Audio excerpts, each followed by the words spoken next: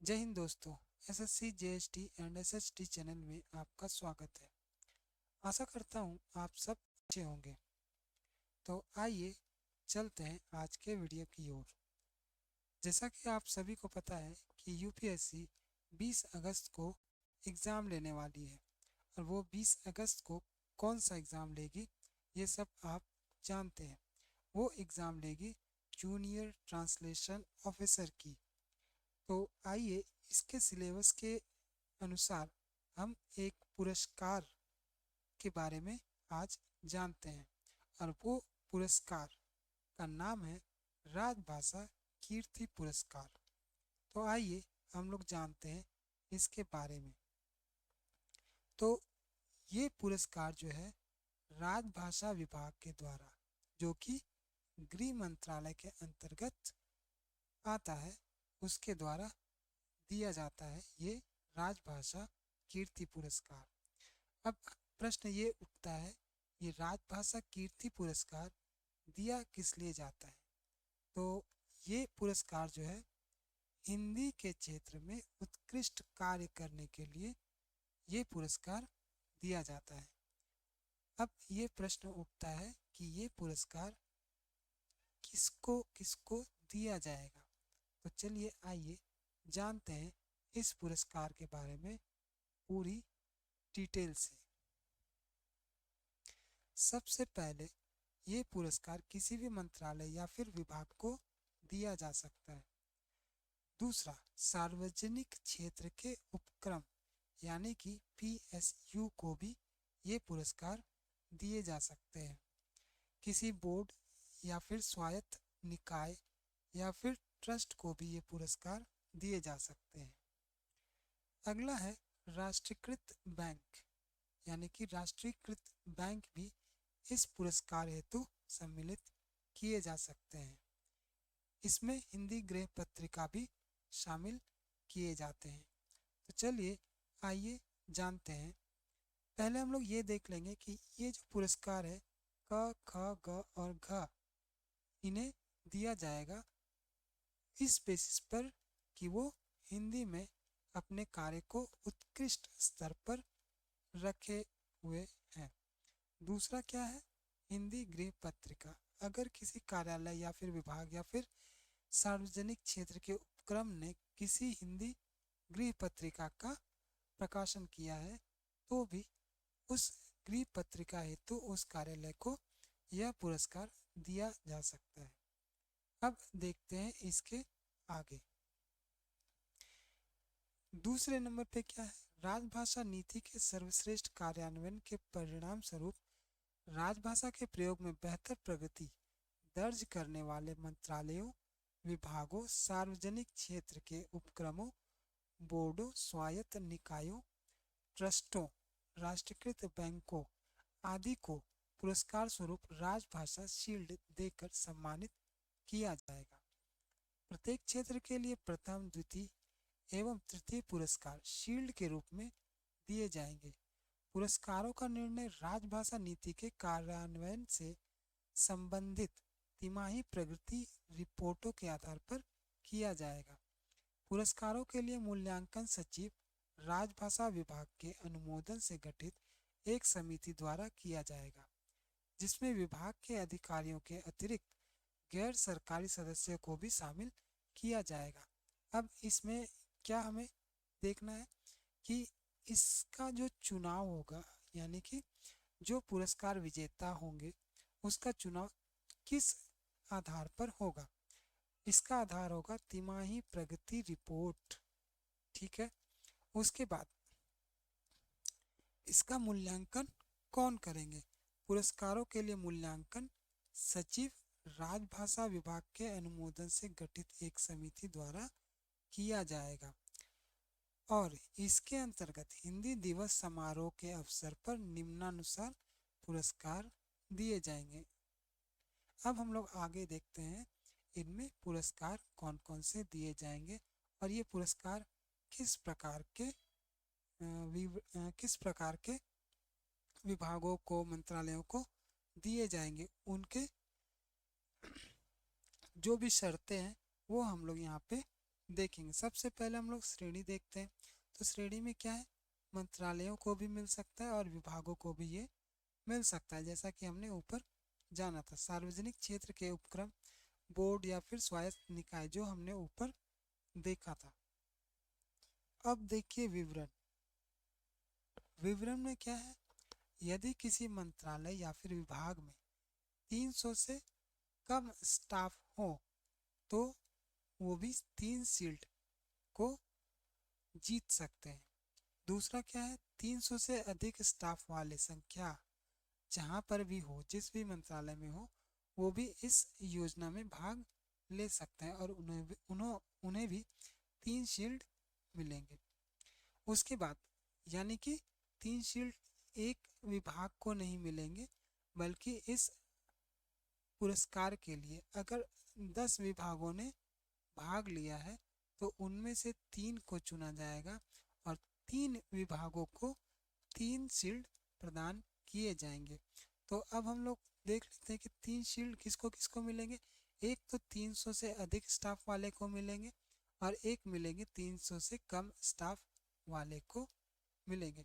यानी कि अगर किसी विभाग में 10 ऐसे विभाग हैं कि जिसमें 6 विभाग और 4 विभाग को हम लोग डिवाइड करते हैं, इसमें 300 से ज़्यादा कर्मचारी हैं और इसमें 300 से कम कर्मचारी, मान लेते हैं 250 कर्मचारी होंगे, तो इसका अलग ग्रुप बना दिया जाएगा और इसका अलग ग्रुप बना दिया जाएगा। ठीक है। उसके बाद सार्वजनिक क्षेत्र के उपक्रम, क क्षेत्र में स्थित उपक्रम के लिए भी 3 शील्ड दिए जाएंगे। ख क्षेत्र में स्थित उपक्रम के लिए भी 3 शील्ड दिए जाएंगे और ग क्षेत्र में भी अगर कोई उपक्रम स्थित है तो भी 3 शील्ड दिए जाएंगे। उसी तरह बोर्ड या फिर स्वायत्त निकाय, ट्रस्ट आदि भी होंगे तो भी इस तरह से शील्ड दिए जाएंगे। क क्षेत्र वाले को 3 शील्ड, ख क्षेत्र वाले को 3 शील्ड और ग क्षेत्र वाले को 3 शील्ड। यानी कि इसको हम इस तरह से समझेंगे कि कोई ऐसा कार्यालय है, ठीक है, ख क्षेत्र में ही हम लोग मान लेते हैं कि ख क्षेत्र में कुल 15 कार्यालय है। ठीक है। अब 15 कार्यालय में से 10 ने अपनी रिपोर्टें भेजी, अपने हिंदी के काम को भेजा, तो इन 10 में से सबसे उत्कृष्ट कार्य करने वाले को, ठीक है, उसमें से 3 उत्कृष्ट कार्य करने वालों को अलग कर दिया जाएगा और उन्हें 3 शील्ड से पुरस्कृत किया जाएगा। ठीक है। 3 कार्यालय 3 शील्ड, प्रत्येक कार्यालय 1 शील्ड। अब हम लोग आगे बढ़ते हैं।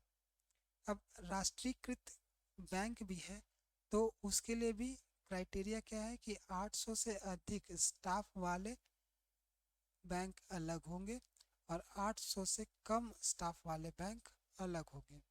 उसके बाद हिंदी गृह पत्रिका के लिए क, ख तथा ग क्षेत्र के लिए प्रथम द्वितीय पुरस्कार 6 शील्ड इसमें भी मिलेंगे। अब हम लोग इसके अगले कंडीशन की ओर चलते हैं जो कि 3 में व्यक्त किया गया है। राजभाषा कीर्ति पुरस्कार के लिए प्रदान की जाने वाली शील्डों के लिए मंत्रालय, विभाग, उपक्रम, बोर्ड, स्वायत्त निकाय, बैंक आदि के कार्मिकों की संख्या कम से कम 30 होने पर ही पुरस्कार के लिए विचार किया जाएगा। यानी कि अगर शील्ड दिया जाना है तो उस बैंक या फिर स्वायत्त निकाय या फिर मंत्रालय में कम से कम 30 कर्मचारी होने ही चाहिए। दूसरी शर्त क्या है, राजभाषा कीर्ति क्षेत्रीय पुरस्कार के लिए 60% से कम अंक पाने वाले को पुरस्कार की श्रेणी में शामिल नहीं किया जाएगा। इसका अर्थ क्या है कि जो भी रिपोर्ट प्रेषित की जाएंगी किसी भी कार्यालय से, अगर उस रिपोर्ट के आधार पर उसके 59% यानी कि या फिर बोल सकते हैं कि 58% ही बन रहे हैं तो उनको पुरस्कार हेतु सम्मिलित नहीं किया जाएगा। यदि किसी मंत्रालय या फिर विभाग को लगातार 2 वर्षों तक पुरस्कार प्राप्त हुआ है, यानी कि 2 वर्षों तक अगर उसने लगातार पुरस्कार प्राप्त कर लिया है या फिर उन्हें दिया गया है, तो तीसरे वर्ष पुरस्कार न देते हुए अन्य विभाग को अवसर दिया जाएगा। चलिए आगे बढ़ते हैं। जहाँ तक क्षेत्रीय राजभाषा पुरस्कारों का संबंध है, उनमें नगर राजभाषा कार्यान्वयन समिति के लिए दिए जाने वाले सभी पुरस्कारों का वर्ष 2022-23 से लोप कर दिया गया। शेष पुरस्कार यथावत रहेंगे। जानते हैं कि राजभाषा कीर्ति पुरस्कार विगत वर्ष किसको मिला है? तो उसका नाम है garden reach ship builders and engineer limited, यानी कि GRSE कोलकाता को यह पुरस्कार मिला है, वो भी 2021-22 वर्ष के लिए। और ये पुरस्कार किसके द्वारा दी जाती है? होम अफेयर्स, यानी कि ministry of home affairs, government of India. अब आगे देखते हैं। द राजभाषा कीर्ति पुरस्कार is the highest award of India in the field of official language implementation, यानी कि राजभाषा के क्षेत्र में दिए जाने वाले सभी पुरस्कारों में राजभाषा कीर्ति पुरस्कार जो है सबसे उच्च अवार्ड है। और ये हमारा एक क्वेश्चन हो सकता है कि राजभाषा के क्षेत्र में सबसे ऊंचा अवार्ड पुरस्कार कौन सा है? तो ये राजभाषा कीर्ति पुरस्कार है। दूसरा क्या है कि ये विगत वर्ष किस मंत्रालय या फिर विभाग को मिला है? तो ये हमें क्या बोलना पड़ेगा? GRSE, यानी कि garden reach ship builders and engineer limited, इसे विगत वर्ष राजभाषा कीर्ति पुरस्कार से पुरस्कृत किया गया है। अब हम लोग देखते हैं इसके आगे। अब देखिए यहाँ पर एक बात हम लोग देखेंगे कि राजभाषा कीर्ति पुरस्कार के लिए अगर किसी पत्रिका, जो कि मैगजीन हम लोग अंग्रेजी में बोलते हैं, अगर मैगजीन को दिया जाए तो उसमें क्या क्राइटेरिया सेट किया जाता है?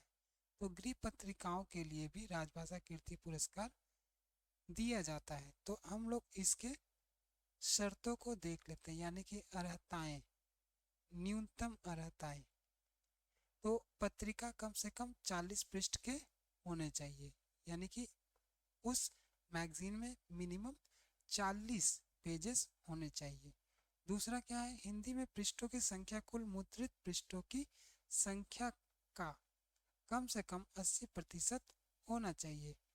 इसके कहने का मतलब क्या है कि अगर कोई मैगजीन 100 पेजेस का है तो उसमें 80 पेजेस जो है, या फिर 80% भी हम लोग बोल सकते हैं, अगर 200 का रहा, 300 का रहा, तो कुल मिला के 80% पेजेस क्या होने चाहिए? हिंदी में होने चाहिए। यानी कि हम लोग हिंदी में अगर वो पृष्ठ अंकित किए गए हैं या फिर प्रिंट किए गए हैं तो ही हम उस पत्रिका को इस पुरस्कार हेतु मान सकते हैं कि वो पत्रिका जो है इस पुरस्कार हेतु उपयुक्त है, वरना वो इस पुरस्कार के हकदार नहीं होंगे। उसके बाद तीसरे में क्या बोला जा रहा है? पत्रिका के 1 अप्रैल 2022 से 31 मार्च 2023, यानी कि इसको हम लोग मान लेते हैं कोई भी फाइनेंशियल ईयर में, ठीक है।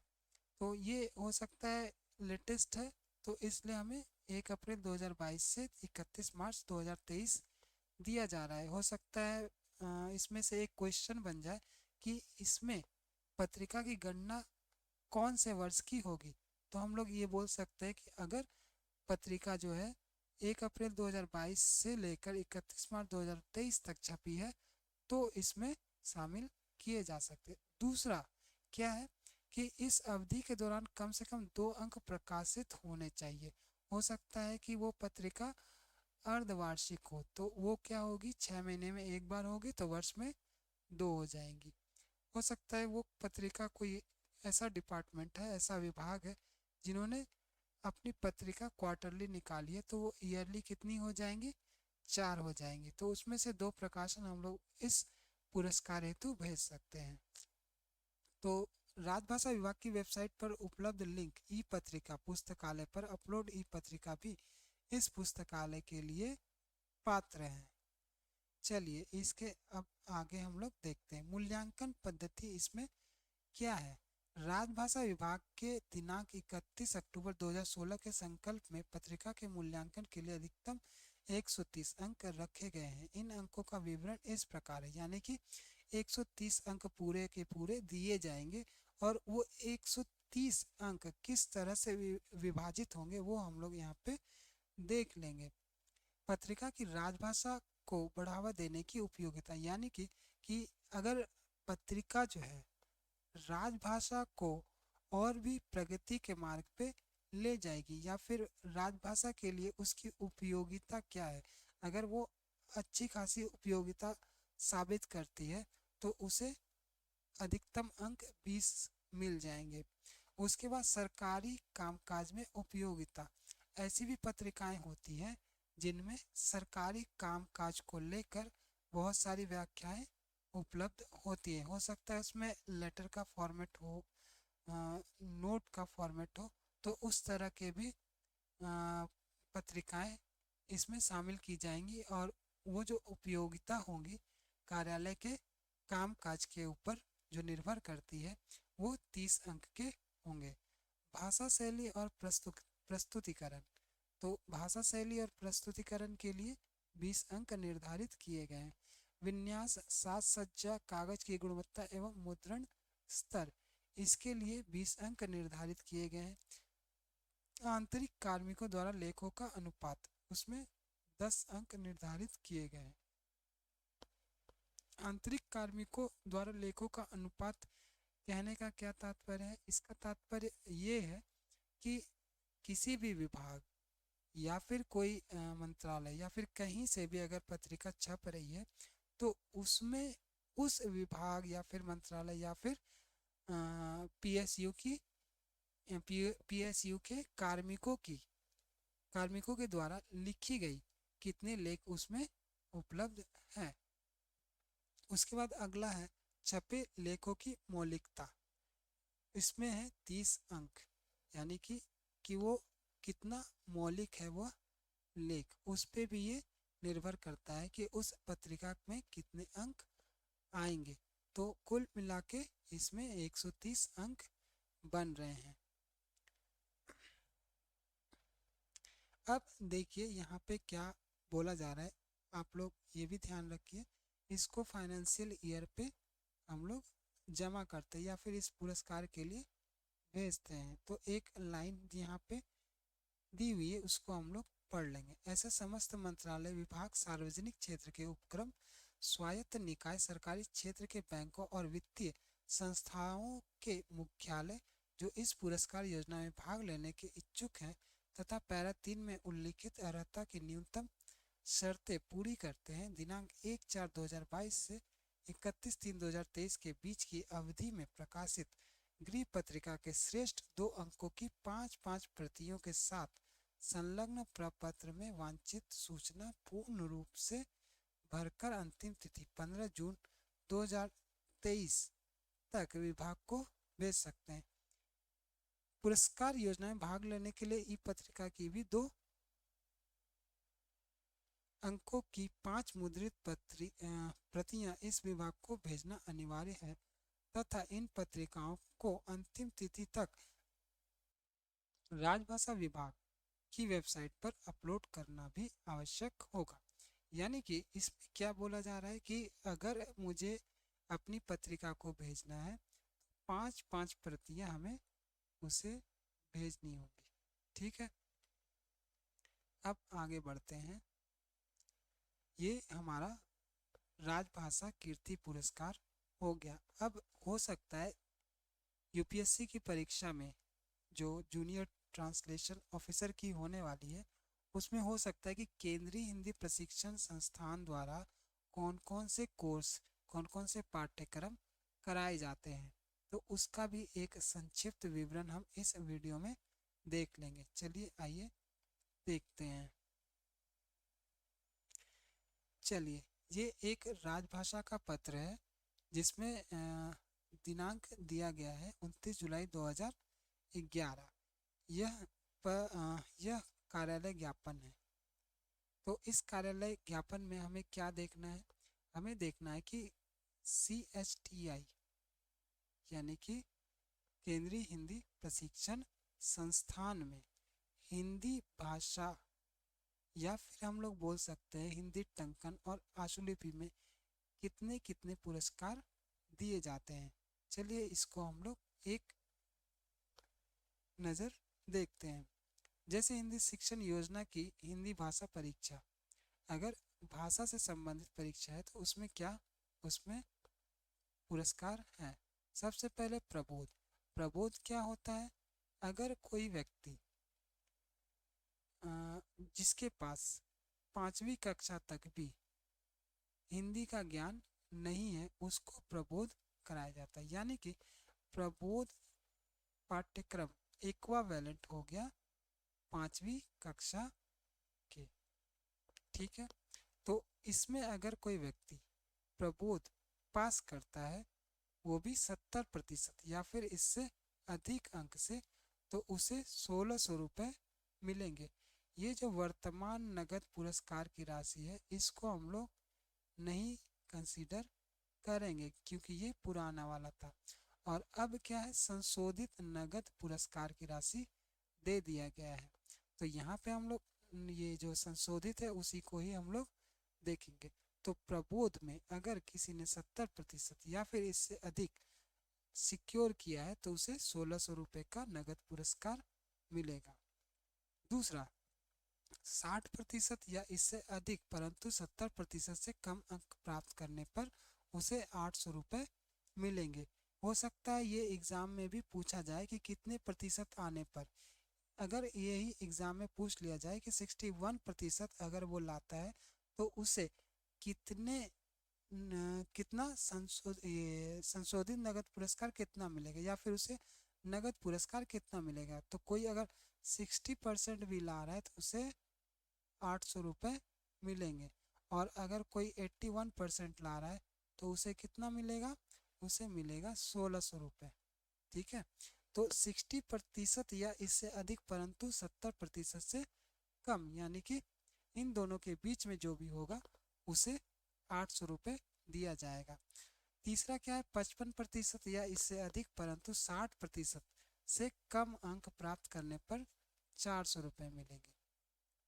अब हम लोग आते हैं प्रवीण की ओर। प्रवीण किसके इक्विवेलेंट है?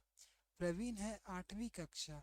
अगर हम प्रवीण किसी व्यक्ति को कराते हैं सरकारी संस्था में, यानी कि सरकारी कर्मचारी ही कोई हिंदी भाषी ना हो उसको हम लोग प्रवीण कराएंगे तो उसमें क्या क्या कैश अवार्ड उसे मिलेगा। तो यहाँ पर भी है 70% या फिर इससे अधिक तो उसे 1800 मिलेंगे। दूसरा क्या है, 60% या इससे अधिक परंतु 70 से कम तो उसे 1200 रुपये मिलेंगे। उसके बाद तीसरे पे क्या है, 55% या इससे अधिक होना चाहिए लेकिन 60% से कम होने पर उसे 600 रुपये मिलेंगे।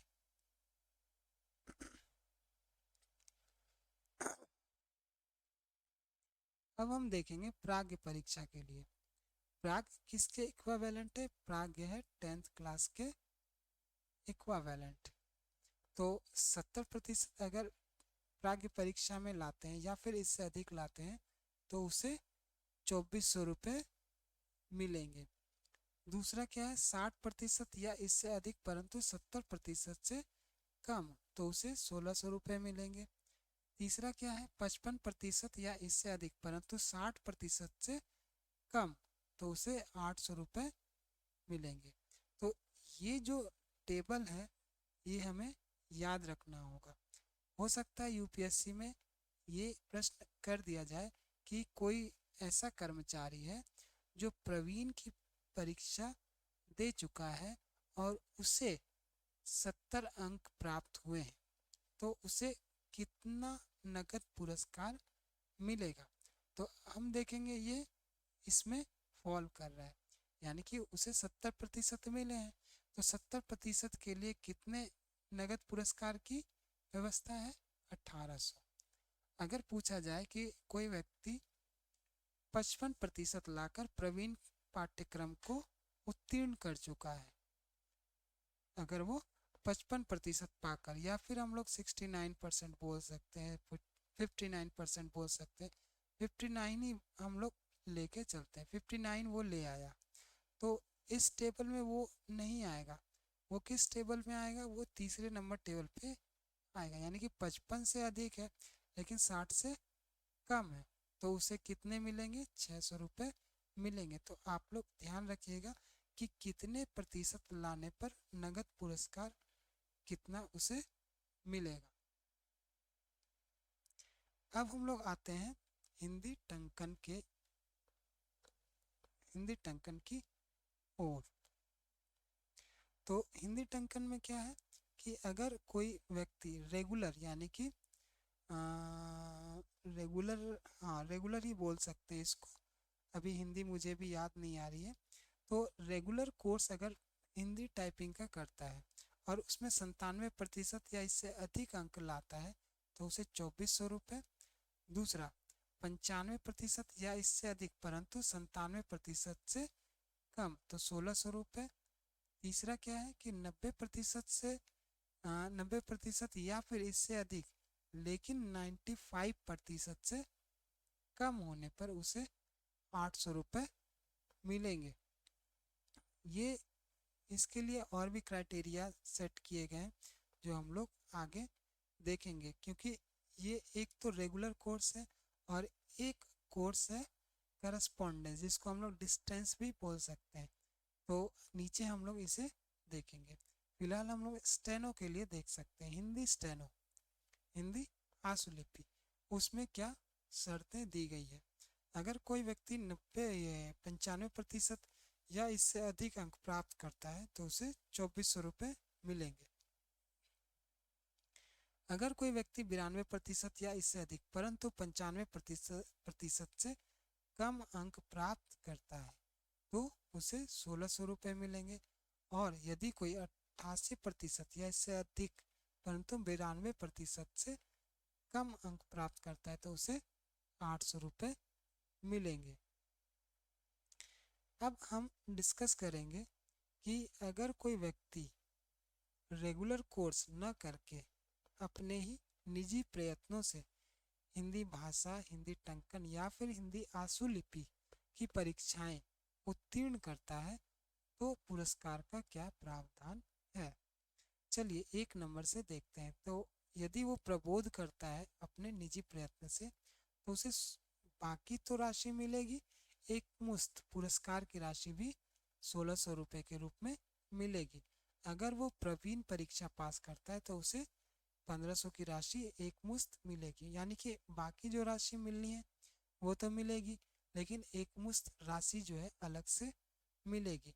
अगर कोई प्राग की परीक्षा उत्तीर्ण करता है तो उसे 2400 मिलेंगे और कोई टंकन की परीक्षा उत्तीर्ण करता है तो उसे 1600 रुपये मिलेंगे। और यदि वह आशुलिपि की परीक्षा उत्तीर्ण करता है तो उसे 3000 रुपये मिलेंगे। अब एक क्राइटेरिया जो है हम लोग यहाँ पे देख लेंगे कि जो प्रशिक्षार्थी निजी प्रयत्नों से हिंदी शिक्षण योजना की हिंदी भाषा, टंकन और आशुलिपि परीक्षाएं उत्तीर्ण करते हैं उनको एक मुश्त पुरस्कार के अलावा नगद पुरस्कार प्रदान करते समय निर्धारित किए गए प्रतिशत से 5% अंक कम प्राप्त होने पर भी नगद पुरस्कार राशि प्रदान की जाएगी।